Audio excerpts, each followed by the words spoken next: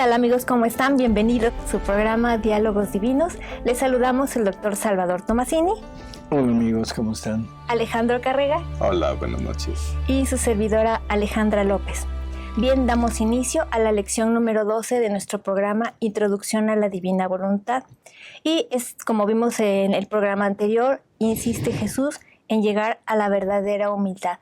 Realmente siempre le insiste a Luisa, llega a tu nada, porque es muy importante vaciarnos de lo nuestro para que Él pueda llegar a poner su todo. Así es. Y esto es algo que es necesario entender. O sea, mientras no lleguemos a ese punto de despojarnos de todo lo nuestro, la vida en la divina voluntad prácticamente no se va a poder desarrollar. Se podrán desarrollar obras en la divina voluntad. Cuando la criatura intenta fundirse en ella, la divina voluntad acude, concurre con la criatura en sus actos, pero si no encuentra la nada en la criatura, después del acto, la divina voluntad se va. Así que tendremos dos tipos de santidad divina. Un tipo que es la santidad divina haciendo actos en la divina voluntad, en que simplemente se reconocen los actos como hechos por la divina voluntad en la criatura. Es una santidad muy grande, tiene el desarrollo de vidas divinas en cada acto que se haga, pero no se forma la vida divina en la criatura. Y el otro que es el total, el pleno abandono en Él, que es estar totalmente sumergido en ese sol inmenso que es Dios, y desde ahí obrar, pero ya no salir a la ¿cómo diríamos? Iba yo a decir a la superficie, pero a la superficie de ese sol, sino quedarnos sumergidos y actuar desde ahí. Y eso es algo que es importante, porque eso es en el escondimiento. Estamos escondidos en Dios y ahí no hay ya actividad externa, sino todo es interior, en unión con Dios y en un profundo recogimiento. Que esa es otra de las cosas que vamos a ver, creo, ¿no? Vamos a seguir viendo lo necesario para llegar a vivir en la divina voluntad. Y bueno, lo siguiente pues es el reposo interior, o sea, el silencio de todo lo que no es Dios. Hay un silencio exterior que es acallar el mundo. ¿Cómo acallaríamos el mundo? Pues tendríamos que irnos a la isla más lejana para ya no saber nada del mundo. Todo lo que no quería que dijera. No, estamos inmersos en el mundo. Sí, pero estamos inmersos en el mundo, estamos totalmente de acuerdo. Uh-huh. La oración de Jesús en la última cena dice, no te pido que los saques del mundo, sino que los preserves del mundo. ¿Y qué se necesitará para llegar a ese punto de que nos preserven del mundo? Que no nos toquen nuestra sensibilidad, ¿no? Nuestros sentidos, porque el mundo entra por los sentidos, por el olfato, la vista, el oído, el tacto. Por ahí nos entra el mundo, entonces tendremos que acallar primero nuestros sentidos. Uh-huh. ¿Qué más? Estar en unión con Jesús, en oración con Él todo el tiempo, ¿no? Así también, o sea, es totalmente de acuerdo, pero el punto anterior, llegar a nuestra nada. En el momento que yo ya no tenga nada en mí, el mundo ya no me atrae. Uh-huh. Sí, o sea, si se entiende, mientras haya algo mío en mi interior, ese algo mío se va a ver atraído por algo exterior. En el momento que lleguemos a ese total abandono, a ese desapego de todo, incluso de mi propio yo, en ese momento el mundo exterior desaparece. O sea, estoy inmerso en el mundo, vivo en el mundo, trabajo en el mundo, convivo con el mundo, pero el mundo ya no penetra en mí. O sea, ya no tiene la capacidad de penetrar y de llamarme la atención, sino simplemente es algo más que se sufre, y digo se sufre en el sentido de tener que sentirlo de vez en cuando, pero no con esa fuerza de antes, ¿no? Así que bueno, esto es lo que vamos a tratar de entender de por qué es necesario llegar a nuestra nada. Y entonces ya todos los actos y satisfacción de necesidades se vuelven como darle vida a la divina voluntad. Uh-huh. Así es. Bueno, vamos a leer, ¿no? Uh-huh. Hay una lectura en donde prácticamente vamos a empezar a ver parte de esto de llegar a nuestra nada, parte de cómo llegar a eso y la necesidad de ese silencio interior, ¿no? Es en el libro 3, lectura 72, en mayo 20, 1900. Encontrándome fuera de mí misma, me parecía que fuese de noche y veía todo el universo, todo el orden de la naturaleza, el cielo estrellado, el silencio nocturno. En suma, me parecía que todo tenía un significado. Mientras esto miraba, me parecía que veía a nuestro Señor que, tomando la palabra acerca de lo que veía, ha dicho: toda la naturaleza invita al reposo, pero ¿cuál es el verdadero reposo? Es el reposo interior y el silencio de todo lo que no es Dios. Mira, las estrellas centellantes de luz moderada, no deslumbrante como el sol, el sueño y el silencio de toda la naturaleza, de los hombres y hasta de los animales, y que todos buscan un lugar, una cueva donde estarse en silencio y reposarse del cansancio de la vida. Si esto es necesario para el cuerpo, mucho más para el alma es necesario reposarse en su propio centro, que es Dios. Pero para poderse reposar en Dios es necesario el silencio interior. Esto yo creo que vale la pena comentarlo, ¿no? Se entiende, lógico, que si lo que queremos es el silencio interior, por fuerza en el exterior también debe haber silencio. O sea, difícilmente podríamos estar en el bullicio, en la algarabía, y tener silencio interior.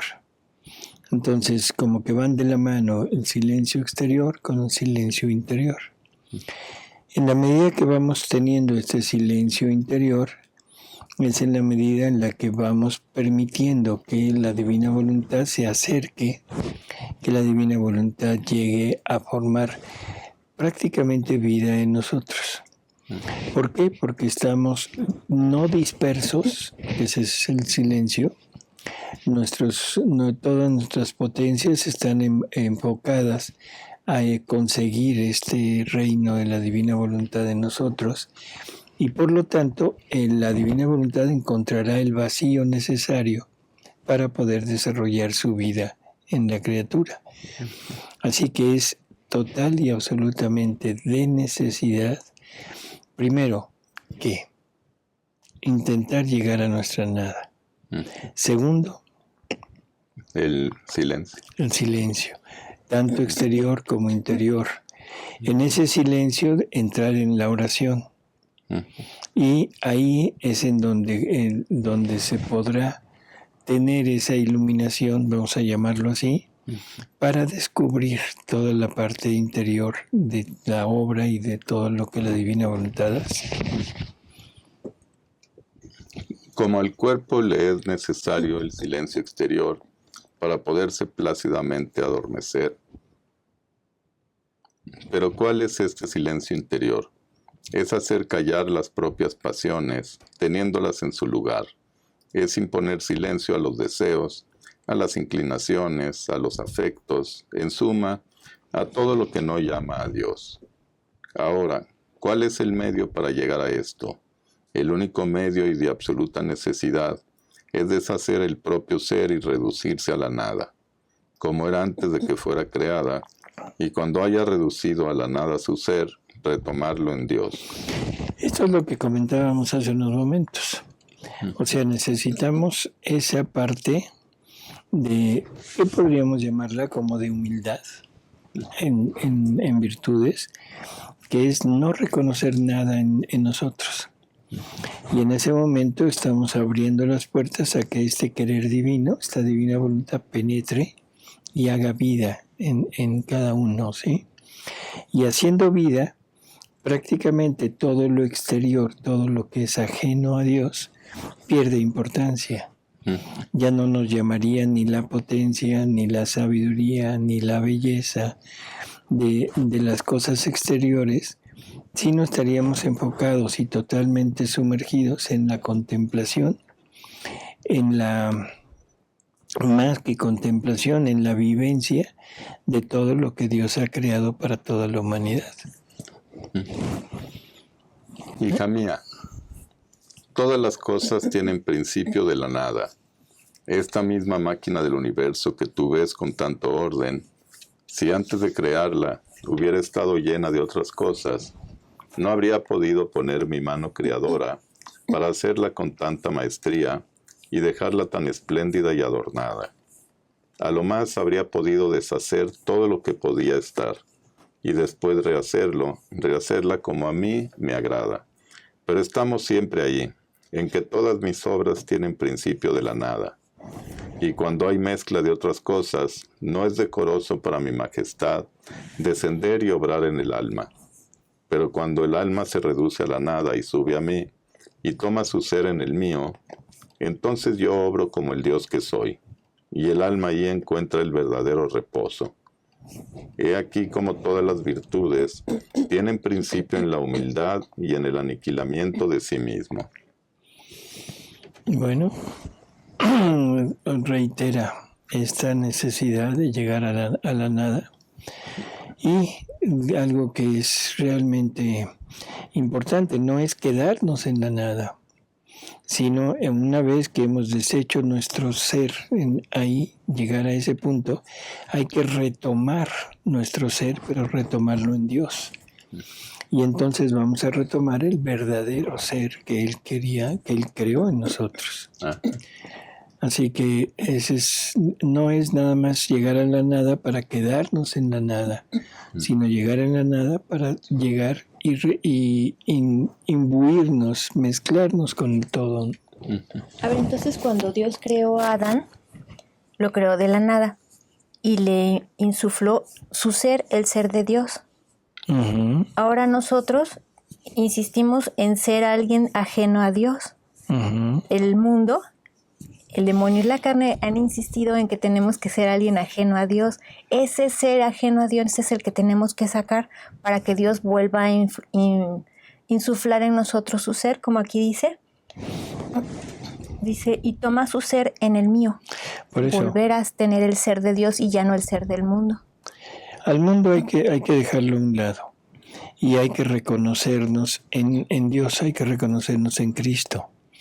Incluso, hay una lectura donde le dice, hija, cuando quieras reconocerte, ven a reconocerte en mí, porque si no, te vas a equivocar. ¿Qué quiere decir? Que si alguien quiere verse a sí mismo, ver sus logros, lo que ha hecho en la vida, todo lo que ha conseguido, prácticamente se va a equivocar porque pensando que es una persona exitosa. Si otra persona se quiere reconocer en sí misma, pero no ha tenido logros, no ha alcanzado sus metas, y el mundo le ha sido hostil, entonces se va a equivocar porque va a ver en él a un ser fracasado. ¿Sí? Uh-huh. Y ya sea el exitoso o el no exitoso, los dos están equivocados porque lo que están midiendo no es lo que Dios había querido medir en ellos, que era el desarrollo de su vida divina, sino lo que están midiendo es el desarrollo de su vida humana, pero una vida humana que está basada en cosas que son negativas a la religión y que en definitivo no tienen nada de concordancia con Dios. Por lo tanto, ¿qué es lo que vamos a reconocer? A Jesús, nada más la vida de Jesús. Cuando nos veamos en Él. Y si no lo tengo. A nosotros mismos. Por eso, ¿pero qué vas a reconocer? Todo lo contrario de Dios. ¿De Dios al no Dios? al no Dios, exactamente. El no Dios en algunas ocasiones es llamativo, ¿sí? Es halagador, ¿verdad que sí? O sea, pero en realidad, o sea, necesitamos quitar todo esto. Le dice Jesús a Luisa que hay que desechar todo lo externo, porque ya no el poseerlo o el desearlo, sino el solo contacto con ello, de tenerlo fuera, contamina el alma. Ojo con eso. Sí, y al cielo no entra carne y sangre, nada más pura santidad. Entonces o lo destruimos aquí y tenemos vida divina, o nos lo destruyen en el purgatorio y no Así tenemos es. vida divina. Así es. Mejor Bueno, aquí. claro. La siguiente lectura es del volumen 3, la lectura 105, de agosto 3 de 1900. Dice Luisa, encontrándome en mi habitual Pero estado. espérame, creo que es necesario decir que en esto que nos va a leer aquí Alejandra, lleva el punto principal, que es sin nosotros. Sin nosotros. Dios quiere encontrar en mi interior a ese ser que Él creó, pero sin nosotros. Entonces, ¿cómo compagino eso? Sí, es difícil de entenderlo. Uh-huh. Sin nuestros yo. Sin nuestros actos. O sea, nos quiere reconocer tal y como Él nos creó, pero sin actos. Porque en el momento que nosotros fuimos creados en Adán, en el momento que inicia su vida, no tenía actos anteriores. Uh-huh. ¿Sí? Uh-huh. Entra totalmente vacío, y por eso es que la divinidad puede estar en él. Si la divinidad encontrara un hueco ahí, pero un hueco lleno de líquido, lleno de lo que fuera, ya no puede entrar. Entonces quedaría vacía la persona. Por eso a Luisa le decía mi pequeña recién nacida, porque un recién nacido no tiene actos. No tiene actos. Ajá. Exacto. Ajá. Y la quiere conservar como la pequeña recién nacida, para que nunca haga un acto de su voluntad. Y sin embargo, la vida divina en Luisa está creciendo continuamente. Y también quiere encontrar en nosotros a recién nacidos. Así es. No quiere encontrar niños que andan jugando, sino recién nacidos. Uh-huh. Dice Luisa, encontrándome en mi habitual estado, estaba deseando y buscando a mi amante Jesús. Después de haberlo esperado largamente, ha venido y me ha dicho, hija mía, ¿por qué me buscas fuera de ti, mientras que podrías encontrarme más fácilmente dentro de ti? Cuando tú me quieras encontrar, entra en ti, llega hasta tu nada, y ahí, sin ti, en el brevísimo giro de tu nada, descubrirás los cimientos que ha puesto en ti y las construcciones que ha levantado en ti el Ser Divino. Esfuérzate y ve. Yo he mirado y he visto los sólidos cimientos y los muros altísimos que llegaban hasta el cielo, pero lo que más me asombraba era que veía que el Señor había hecho este gran trabajo sobre mi nada, y los muros estaban todos cerrados, sin ninguna abertura. Se veía solo el techo, una abertura que correspondía al cielo, y en esta abertura residía nuestro Señor, sobre de una columna estable que sobresalía de los cimientos formados sobre la nada. Ahora, mientras estaba toda asombrada mirando, el bendito Jesús ha agregado: los cimientos formados en la nada significan que la mano divina obra ahí, donde está la nada, y jamás mezcla sus obras con las obras materiales. Los muros, sin abertura alrededor, significan que el alma no debe tener ninguna correspondencia con las cosas terrenas, tanto que no haya ningún peligro que pueda entrar, ni siquiera un poco de polvo, porque todo está bien cerrado. La única correspondencia que dan estos muros es para el cielo, esto es, de la nada al cielo, y del cielo a la nada. Este es el significado de la abertura hecha en el techo. La estabilidad de la columna significa que el alma está tan estable en el bien que no hay viento contrario que la pueda mover. Y yo que resido sobre esta, es indicio cierto que la obra hecha es toda divina. muchas cosas en esta pequeña lectura, ¿no? Perfecto. O sea, llega tu nada y ahí en el brevísimo giro de tu nada es en donde se va a formar prácticamente el inicio de este reino, pero es sin ti, Alejandra. Ese es el detalle. Ese es el detalle, Ese es el sin detalle ti, que hay que Alejandro. afinar. Esto es algo que es, en verdad, yo creo que es una de las cosas más, ¿cómo diríamos?, enigmáticas de la divina voluntad. Y digo enigmáticas porque cuesta trabajo entenderlo. Si ya lo entendí, ahora se vuelve una de las cosas más difíciles de poder lograr. ¿Por qué? Porque siempre que tenemos algo, un reto enfrente, siempre recurro a qué debo hacer. O sea, ¿cómo le hago para llegar a eso? Estoy poniendo de antemano a mi voluntad a obrar para poder llegar a estar sin voluntad. Totalmente absurdo. Porque mientras mi voluntad siga actuando, en definitiva todo lo que yo tenga, o sea, todo lo que yo haga, significa algo, una ganancia mía, y que lo traigo conmigo, por lo tanto, la divina voluntad no puede hacer morada en mí. Entonces, importante, sin ti. Bueno, otra cosa que es importante mencionar es esto, que prácticamente es Jesús quien hace la obra en nosotros, no somos nosotros. Nosotros ponemos la disposición, ponemos el lugar, ponemos la parte material, pero la parte difícil, la parte espiritual, esa compenetración con Él, eso es de Él, no nuestro. Por lo tanto, no nos debería de preocupar el cómo. Que lo haga como quiera, cuando quiera, donde quiera. Lo que nos debe preocupar es llegar a ese punto de la nada, ¿sí? Así que bueno. Seguimos con algunas lecturas para después seguir comentando. Sí. Continuamos en el libro 4, en la lectura 109, febrero 19, 1902. Hija mía, en el ministerio público es necesario el uso de la voz para hacerme entender, pero en el ministerio privado mi sola presencia basta para todo, porque verme y entender la armonía de mis virtudes para copiarlas en sí mismas es lo mismo. Por lo tanto, la atención del alma debe estar en verme y en uniformarse en todas las operaciones interiores del verbo.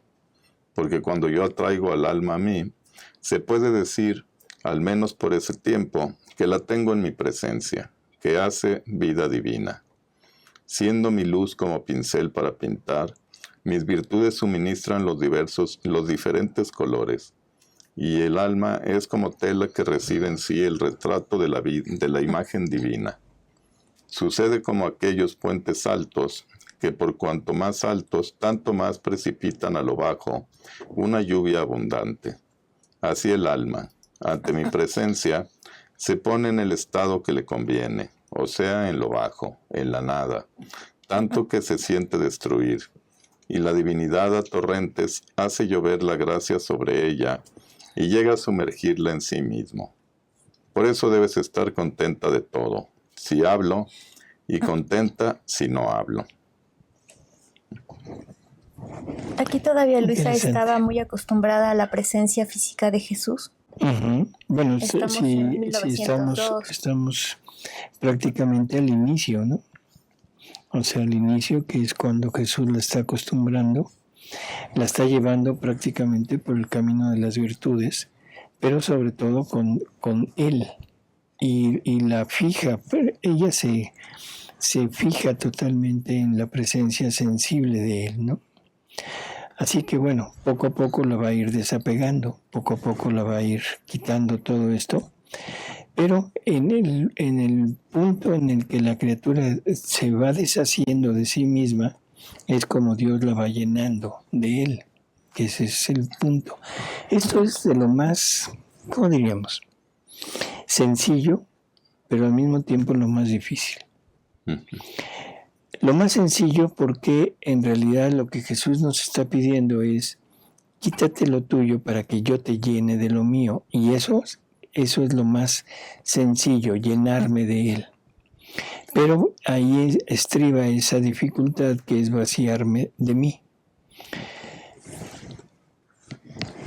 Yo no sé si esté bien decirlo de esta manera, o sea, lo que hemos visto a través del tiempo con las personas, con nosotros mismos, es que estamos muy entusiasmados con la divina voluntad, nos gusta, nos agrada, nos llama mucho, es un imán tremendo, pero qué difícil es quitarnos nuestra propia humanidad, qué difícil es llegar al punto de desapego total, de no desear nada, absolutamente nada. Y como que no es sencillo poder llegar a esto.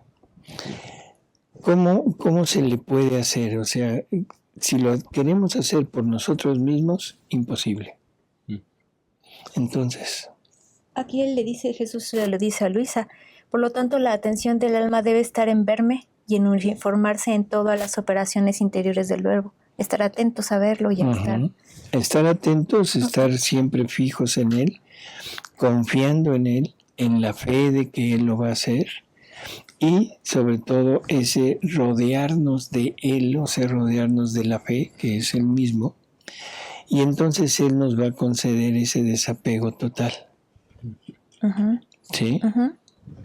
Así que bueno, pues nos ponemos en marcha. Sí, la solución está en Él. La solución está en Él. ¿Qué me toca a mí? No meterme. Perfecto. Tener fe y confianza. No te metas en donde no te llaman. Por eso, confianza. ¿Y qué más? La fe que todo esto es real. Así es. Y tener la firme decisión de querer vivir en este medio.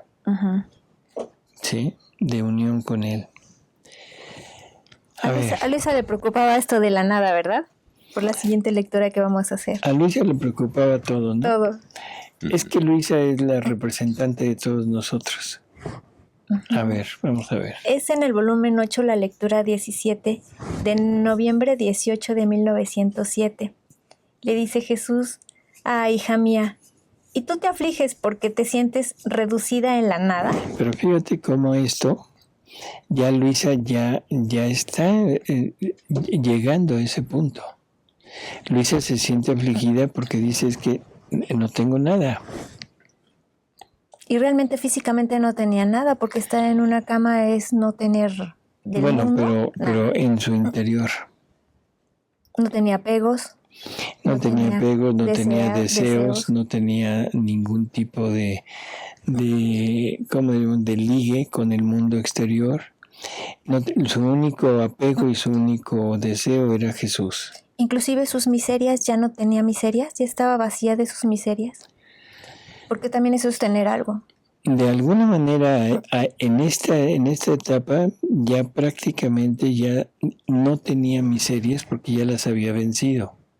Si nos recordamos, en la pelea con el demonio, Jesús la enfrenta al demonio para eso, para purificarla del todo y que su amor no encontrara ningún obstáculo en poder venir a estar con ella. Así que a estos niveles las miserias de Luisa ya no existen en sentido práctico. Luisa se ve como mala por la cercanía con Jesús.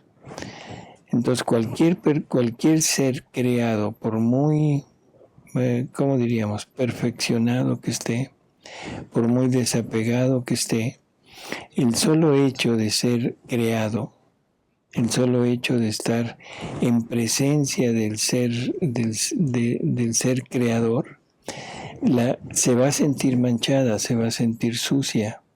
¿Por qué? Porque está la diferencia entre lo increado y lo creado, que nunca te vas a ver a la par. Sin embargo, Jesús te dice: que estás en su mismo nivel, estás en su misma, ¿cómo diríamos? Sintonía. Y que el chiste es llegar a creerlo, que eso es lo que no creemos. No nos damos el lujo de pensar que esto es realidad y siempre nos vemos a nosotros mismos. ¿Sí? Entonces aquí Luisa está haciendo lo mismo. Te afliges porque te sientes reducida en la nada. Ya no tengo nada, ya no tengo sentimientos, no tengo amor, no tengo nada. Es curioso. A ver qué le dice Jesús. Más bien te digo que por cuanto más la criatura se reduce en la nada, tanto más es llenada del todo. Uh-huh. Y si fuera aún una sombra de sí que deja, esa sombra impide que yo me pueda dar todo al alma. Y tu regresar siempre en la nada significa que vas perdiendo tu ser humano para readquirir el divino. Eso es maravilloso. En la medida que perdemos lo humano, adquirimos lo divino. El problema es que no lo creemos. Y como no lo creemos, no lo sentimos. Porque también ahí el no Dios se encarga en hacernos pensar que esto no es cierto y que no lo creamos. Es su trabajo. ¿Es su trabajo del no Dios? Sí. Porque no le conviene que la persona haga actos divinos y que viva la vida divina y que vivamos en la divina voluntad. Uh-huh. Pero realmente el no Dios tendrá mucha importancia aquí. Pues sí. O sea, vamos a verlo así. Un poco más adelante Luisa le dice, Señor, soy muy mala. Ya ni siquiera tengo tentaciones. ¿Quién pone la tentación? Ella misma. El no Dios. El no Dios. ¿Y qué le dice Jesús? El alma que vive en mi voluntad, al alma que vive en mi voluntad, el demonio no se le puede acercar. Por lo tanto, ya ni siquiera tentaciones tendrá. Esa sería una de las señales para saber si realmente estamos viviendo o no en la divina voluntad. Cuando ya me sienta libre de tentaciones, mientras tenga tentaciones, estoy seguro de que estoy viviendo en mi voluntad. Y ahí se me puede acercar el no Dios. Ahí se me puede acercar el no Dios. Pero en puntos así generales, a estas alturas con Luisa, o sea, sabemos, está empezando, pero tendrá todavía esa lucha interior. Tiene lucha con ella misma, porque no lo cree totalmente. Se siente mala, siente que no es nada, siente que no es digna, siente que incluso a veces le dice Jesús, ¿te burlas de mí? O sea, por todo lo que me estás dando y me estás diciendo. Pero, ¿qué es lo que está pasando? Que ya no es la lucha con el otro, sino es la lucha contigo misma. Porque inclusive también se compara a ella con otras personas santas. Es que hay otras personas más santas que yo, ¿por qué no vas con ellos y les muestras todo esto? Uh-huh. ¿No? Y uno pensaría que entre más esfuerzo y más contacto con Jesús, uno se siente más lleno, más bueno, más amoroso, en lugar de cada vez menos. Pero es al contrario, ¿no? Bueno, para la divina voluntad sí, porque hay que llegar a la nada. Exacto. Porque si tú te sientes como más afortunado, como más, te sientes como más santo, sí, ya estás fuera. Sí, pero como con Luisa es la primera que está en esto de la divina voluntad, entonces ella quisiera sentirse con más amor, con más cosas, y se siente con menos y va a decir estoy fallando porque cada vez estoy con menos de lo que debería de tener. A ver, seguimos. Ya. Ahora viene el 1125 de julio 4 de 1912. Bueno, hay algo que también es importante. En esta renuncia, y este es uno de los puntos más difíciles, hay que renunciar a lo espiritual. O sea, la renuncia a lo material es relativamente sencilla. La renuncia a lo moral, o sea, a los apegos a la familia, es difícil. Pero renunciar a lo espiritual, qué tremendo vacío y tremenda lucha para renunciar a tus virtudes. ¿Sí? Sí, a todo lo bueno que teníamos. Y eso todo el mundo lo ve como algo ilógico, porque la virtud supuestamente nos acerca a Dios. Y bueno, sí, estamos de acuerdo, es un camino para llegar a Dios, pero al mismo tiempo es un camino que me pone en diferencia con Dios. Porque a la hora que yo diga yo soy, no sé, obediente, la obediencia, todas las virtudes son medibles. ¿Y contra qué se miden? Contra más virtud o menos. Contra el absoluto que es Dios. Los atributos. Así es, que son los atributos divinos. ¿Sí? Entonces, renunciar a las virtudes, renunciar a todas tus prácticas de acercamiento a Dios. Dice, esta mañana, después de la comunión, estaba diciendo a mi siempre amable Jesús, ¿a qué estado me he reducido? Parece que todo me huye, sufrimientos, virtudes, todo. Fíjate las palabras de Luisa, parece que todo me huye. O sea, ya no es que ella esté renunciando, sino que esa cercanía con la divina voluntad, esa cercanía con Jesús, va haciendo que sienta poco a poco en su interior menos lo que tenía antes, virtudes, ¿sí? Así Como que va quedando un cascarón nada más, ¿no? Así es, o sea, que no es labor de ella, no es labor de ella, sino es labor de la divina voluntad, labor de Dios, que la va desapegando en la medida que Luisa va aceptando todo el camino que Jesús le propone.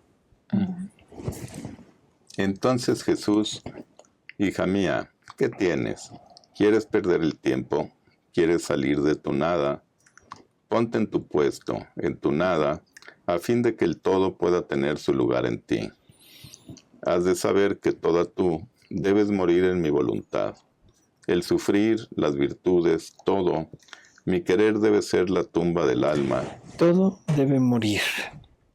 Tus virtudes, tus deseos, bueno, toda la parte de la criatura, pero tus virtudes, ¿sí? El sufrimiento, algo que Luisa ya estimaba y que quería de repente sufrir, pero ahora también debe de renunciar a eso. Mi querer debe ser la tumba del alma, y así como en la tumba la naturaleza se consume, hasta en realidad desaparecer, y de esa misma consumación resurgirá vida más bella y nueva.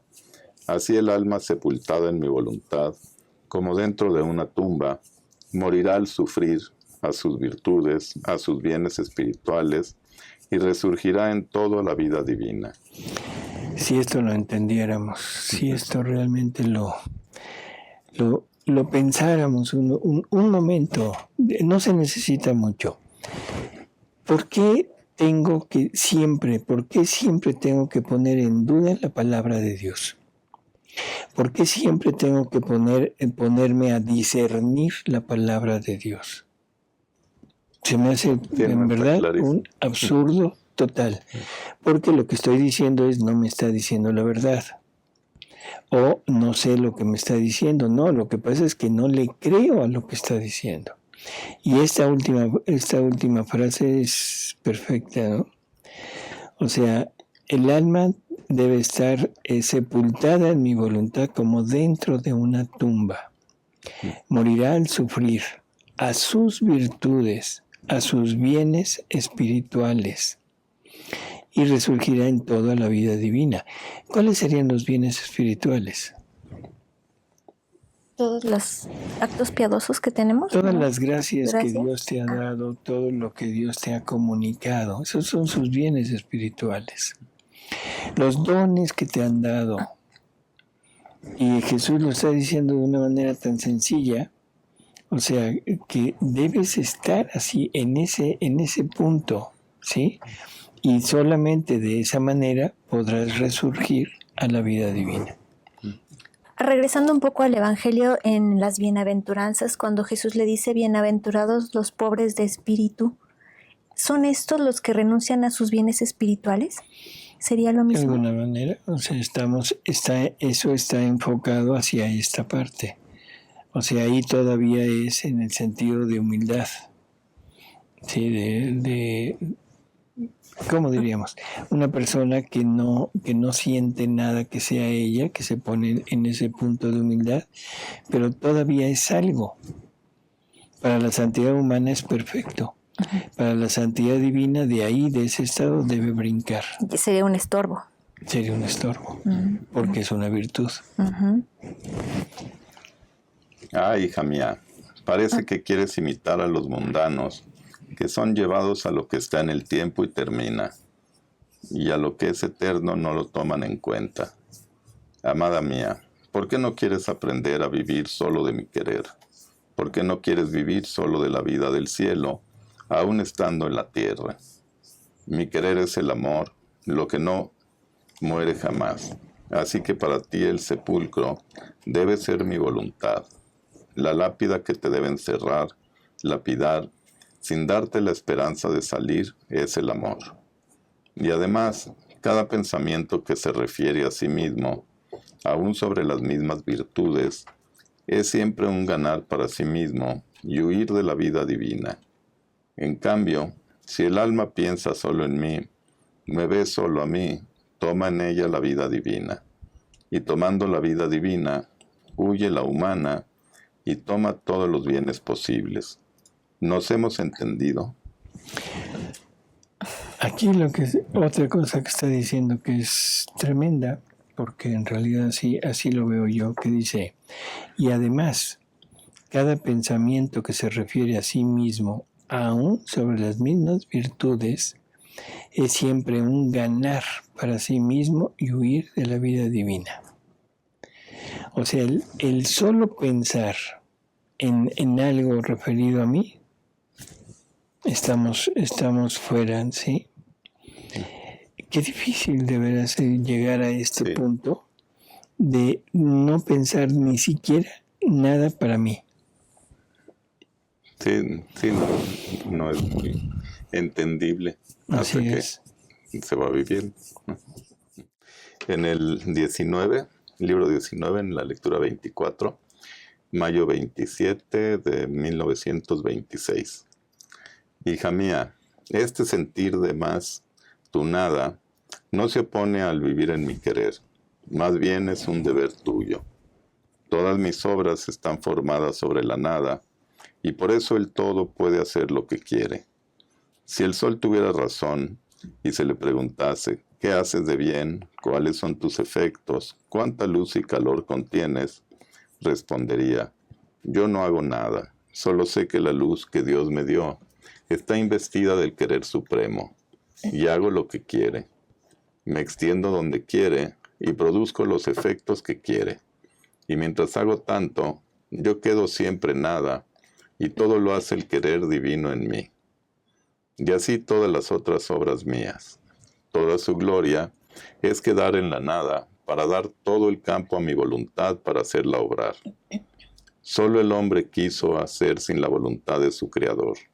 Quiso hacer obrar su nada, creyéndose bueno a cualquier cosa. Y el todo, sintiéndose pospuesto, por la nada salió del hombre, el cual se redujo de superior a todos, a estar por debajo de todos. Por eso haz que tu nada esté siempre en poder de mi querer, si quieres que la unidad de su luz obre en ti y llame a nueva vida la finalidad de la creación. Bueno, solo el hombre quiso hacer sin la voluntad de su Creador. Creyendo que éramos mejores que él. Así es. Bueno, prácticamente creo que seguimos en la misma tónica y toda esta lección nos invita a llegar a nuestra nada. de desapegarnos de todo, de permitir que el amor divino nos penetre y que este amor divino sea el que nos conduzca de aquí en adelante, ¿no? Y es un trabajo diario, ¿no? Diario, continuo, de cada minuto, de cada segundo, estar siempre en lo mismo, en lo mismo, en lo mismo, en lo mismo. Y estar con esta seguridad que en la divina voluntad los actos repetidos, los actos repetitivos, definitivamente no tienen ¿cómo diríamos? Ese concepto que nosotros tenemos de siempre hacer lo mismo. Cuando nosotros practicamos las mismas acciones continuamente, llegamos o al aburrimiento, al fastidio, ¿sí? Porque nuestras obras se quedan siempre en el mismo lugar. En la divina voluntad no es así. Cada vez que nosotros actuamos haciendo lo mismo, por ejemplo, Luisa diciéndole a Jesús, te amo. Si ese te amo va en la divina voluntad, es un crecimiento de vida divina en Luisa, es un desarrollar o darle a Dios la oportunidad de sacar nuevas obras en cada te amo. Por lo tanto, ese te amo va a ser siempre diferente, siempre. Y esta es la fabulosa experiencia de vivir en la divina voluntad. Nosotros sin ella queremos hacer múltiples cosas. Algunas se logran, otras no, pero siempre son obras externas, que algunas pueden ser para gloria de Dios, en beneficio de la humanidad, pero nunca llega a ser una obra divina que comparta con Dios su naturaleza. Acá tenemos esta posibilidad de no creyéndome bueno, porque aquí es creyéndome bueno, hago cosas. Si no me creo bueno, llego a mi nada, es cuando realmente estoy dándole a Dios lo más que Dios puede aspirar, que es recibir su misma vida. ¿Vale la pena? Sí. Bueno, con esto terminamos esta lección. Y pues amigos, gracias por estar con nosotros y nos vemos en la próxima. Gracias, doctor. Gracias, doctor. Gracias, Ale. Gracias a ustedes.